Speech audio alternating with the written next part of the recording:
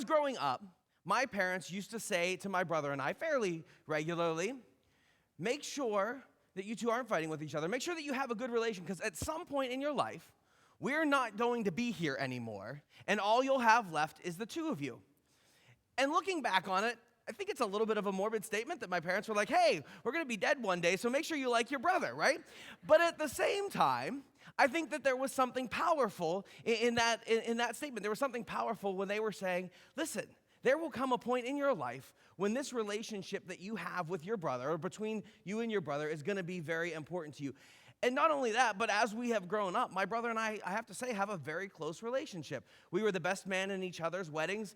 We're often the first phone call to one another when there's something wrong, when we need a hand with something. And sometimes when it's just you need somebody to share something important with, a sibling is a great person to be able to turn to. But the truth is, regardless of how close our connection is with each other now, very often we still have moments where we don't necessarily see eye to eye. And if you're not in a place or a space where you grew up in a close family relationship, maybe you don't even have that. Maybe you don't have that closeness or that opportunity. And so there are other relationships in your life that help to fill that place where when you need somebody, when there's somebody that you rely on, you have an opportunity to reach out. That closeness that we have with one another, that opportunity that we need to reach out, though, can be impacted by a lot of things, can't it? I mean, over the last couple years, things like politics and a pandemic and all of these other things that we have had going on in our lives have really kind of brought some tensions in your family, or maybe that's just my family, I'm not sure, but it can be difficult in those places to have those struggles with our families.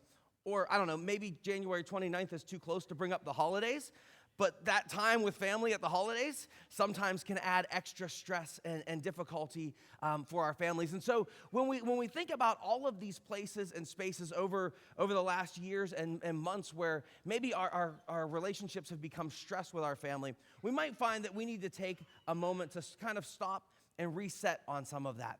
And here we are, we're in week 5 of our reset series, and so we're coming quickly to the close of it. But as we begin to wrap this up, last week, Pastor Tom talked about what it meant to reset our priorities. This week, we're going to look at resetting our relationships, and then next week, we're going to wrap things up looking at what it means to reset the clock.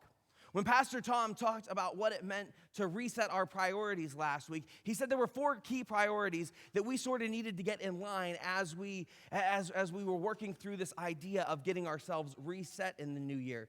He said the first one was God. That was absolutely number 1. Number 2 behind that was relationships. And then we had self-care and we had work. Right? And so this week, we're really going to hit on that relationship spot. How do we work on putting that priority in the right place? But more importantly, as we look at the relationships that we have, how do we take a moment to reset some of those relationships? And there are some dysfunctional families in the Bible, but one of the most dysfunctional families has to be Joseph and his brothers. Do you know the story of Joseph and his brothers? Maybe you grew up with that story if you grew up in the church. If you haven't grown up, I'm not going to take the time. It would take us far too long. But it is a great novel to read Genesis 37 through 51. Like, there's some interesting things that happen in there as you deal with family relationships. And when we think about maybe some of the struggles that we have in our own family relationships, you might even find yourself in there somewhere. But early on in Joseph's life, it becomes apparent that Joseph's father has a favorite. Lots of parents like to say that they don't have a favorite, and I think many parents are truthful when they say that.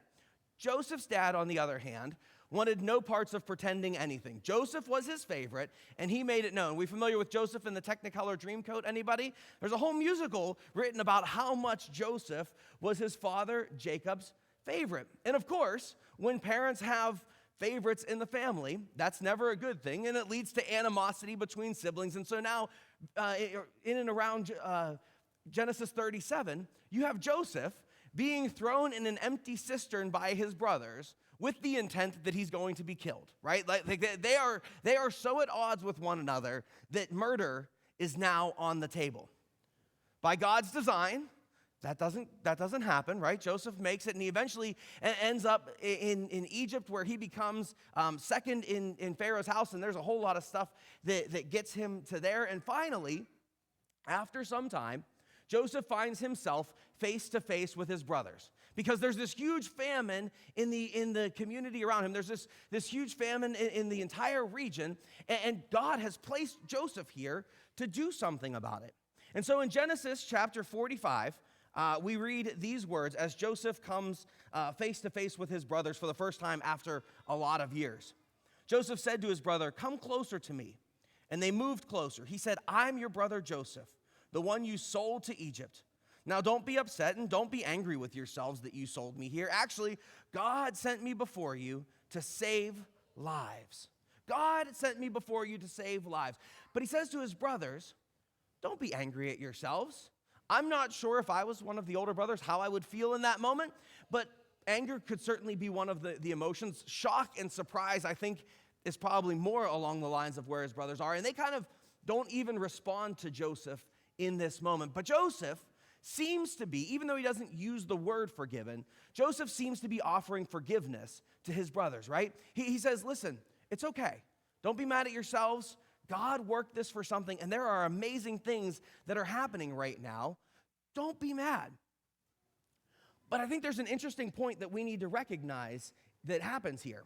And that is that in order for a relationship to be reset, we need to both ask for and offer forgiveness, right? It has to be a two-way street. There are at least two parties in every relationship, and if both parties don't come to the table with a need or a desire to get things back on track, to get things reset, then the reset doesn't happen. And there are plenty of places in our life where we may need to forgive somebody who does not want forgiveness. And we do that for our own mental health, for our own well-being. But that's a little bit different than when we look at somebody who's close to us and say, we need to reset our relationship. We need to get things back on track. And when we want to do that, we need to both ask for and offer forgiveness in that moment. And I think one of the things that gets us to gets Joseph to a bad place at the end of the book of Genesis is that even though he offers forgiveness to his brothers there, his brothers, frankly, didn't ask for it and may not have even recognized in that moment their need to be forgiven by their brother Joseph. And so we jump to where we are now in Genesis 50, at chapter 50, verse 15. And Joseph says, and it says this, when Joseph's brothers realized that their father was now dead, they said, what if Joseph bears a grudge against us and wants to pay us back seriously for all of the terrible things that we did to him? What if Joseph bears a grudge against us? Can we talk Hebrew for just a minute? There's a really cool word in there that they use. It says satam. Satam is the word used for grudge, and it's really only used two significant places in the Bible. Do you know where the other significant place was? Do you remember who Joseph's brother or father was? Jacob. Do you remember what happened with Jacob and his brother? Jacob stole Esau's birthright. Do you remember that? And there was this whole thing between those two brothers where Jacob says, where Esau says, I have a grudge against him and I want to kill him. Right? That was what he wanted. When he said he had a grudge against his brother, Esau intended to kill Jacob. Now here we are a generation later, and we've got brothers in a very similar circumstance, and we hear this word grudge again. And there's a clear parallel drawn between these two stories, because the fact of the matter is the brothers, knowing that they have now wronged Joseph, recognizing the wrong that they've committed here, are concerned that they might get what was due to them. I think honestly, they think Joseph would be justified in that. And so they come up with this story. Let's tell Joseph these things that our father said, which clearly seems like they're lying about it, right? If they have to come up with these things that their father said, then their father likely didn't say them. But suddenly, at the end of the book of Genesis, the brothers recognize their need for forgiveness. And when they recognize their need for forgiveness, and Joseph offers forgiveness to them once again, now we see an opportunity for that family relationship to reset. Because instead of being one-sided like it was originally, now you've got both parties coming to the table recognizing that there's a need for something to happen, for something to change or to be made new in this space. And frankly, for us, very often in our lives, we need to come to the table when it comes to resetting a relationship. Because I have to think that very, very rarely is it only one side that's at fault in some of our broken relationships, right? Very rarely is there only one person who was at wrong. Now, in Joseph's case, it's quite possible that he may not have been at fault in any of this. I don't know. But the fact is, for us, if you're like me, I can't look at too many places where things have fallen apart in a relationship where I can honestly say I played no part in it.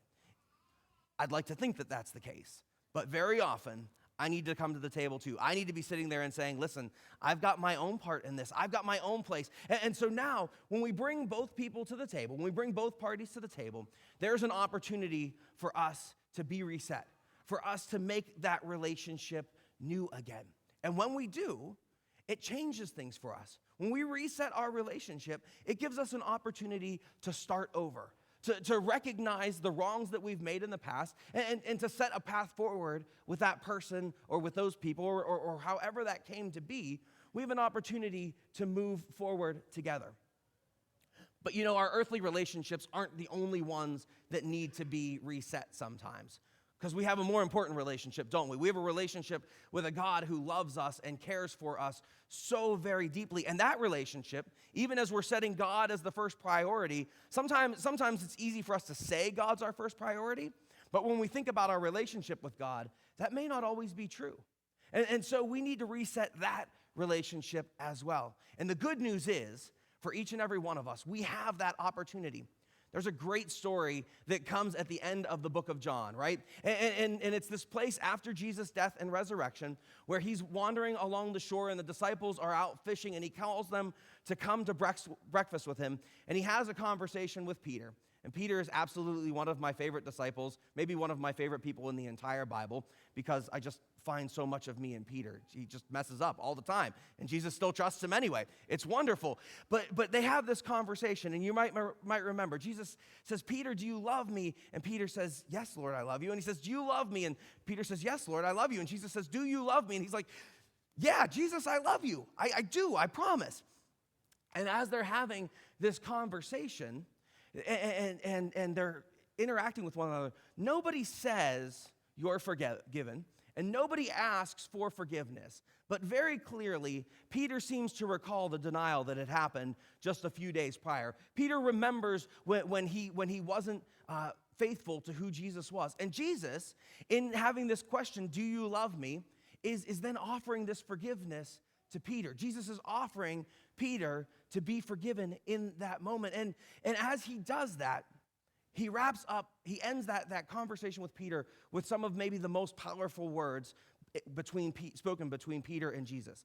At the end of that, Jesus says to Peter, follow me. Why are those words so important?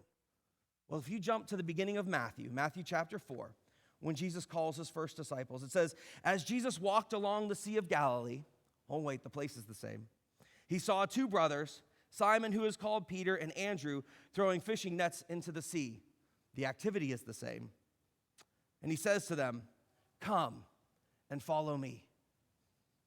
In that moment, Jesus takes Peter back to the beginning of their whole relationship.